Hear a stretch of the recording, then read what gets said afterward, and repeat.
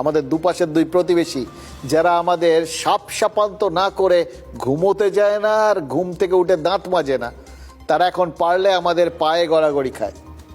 কারণ ভারত যখন নিজের বিদেশ নীতির জোরে রাশিয়ার থেকে তেল পাওয়ার ব্যাপারটা নিশ্চিত করে ফেলেছে, তখন পাকিস্তান আর বাংলাদেশ জ্বালানি তেলের অভাবে খাবি খাচ্ছে।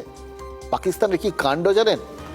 ওখানের সরকারি সমস্ত অফিস এখন আপাতত সপ্তাহে 4 দিন চলছে, তার বেশি লোকজন যে আসবে, গণপরিবহনে তেল নেই, গাড়িতে তেল নেই, তাহলে কি করে আসবে? সুতরাং আপাতত 4 দিন, হয়তো এরপরে একদিন দুদিন করে কমতে কমতে সরকারি অফিসগুলোই হয়তো বন্ধ হয়ে যাবে।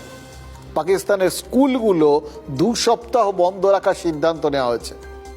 এবার কি খারাপ অবস্থা বুঝতে পারছেন তো? এর সঙ্গে পাল্লা দিয়ে ওই জিনিসপত্রের দাম ঠাম যা বাড়ার সেগুলো তো বাড়ছে, কিন্তু তাদের পক্ষে যেটা সম্ভব হচ্ছে না সেটা কিন্তু আবার বাংলাদেশ করে ফেলেছে। এটাই হচ্ছে মজা।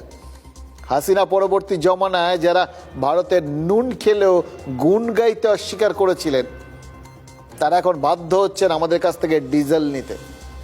যারা বলেছিলেন হাসিনা ভারতের কাছে দেশটাকে বিক্রি করে দিয়েছেন, তারা এখন ওই হাসিনার ওই চুক্তি করে যাওয়ার জিনিসটাকেই, মানে হাসিনার করা চুক্তিটাকেই আপাতত নিজেদের রক্ষাকর্তা বলে মনে করছেন, এবং সেটাকেই মানে বলা যায় না তো, সবাই নিজের মতো করে কেউ আর নত হতে চান না, তাই তারা এখন ওই ডিজেলটা নিচ্ছেন হাত পেতে, কিন্তু বলছেন এটা আমাদের হকের পাওনা।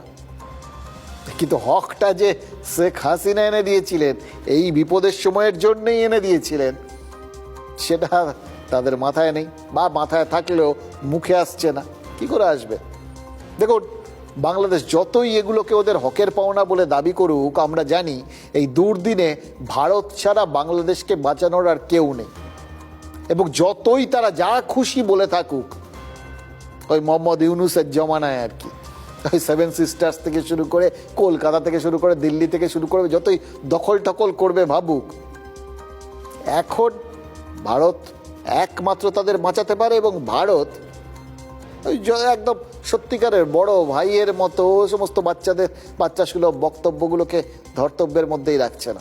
ভারত কিন্তু তাদের ওই চুক্তির মর্যাদা রাখছে, ডিজেল পাঠাচ্ছে।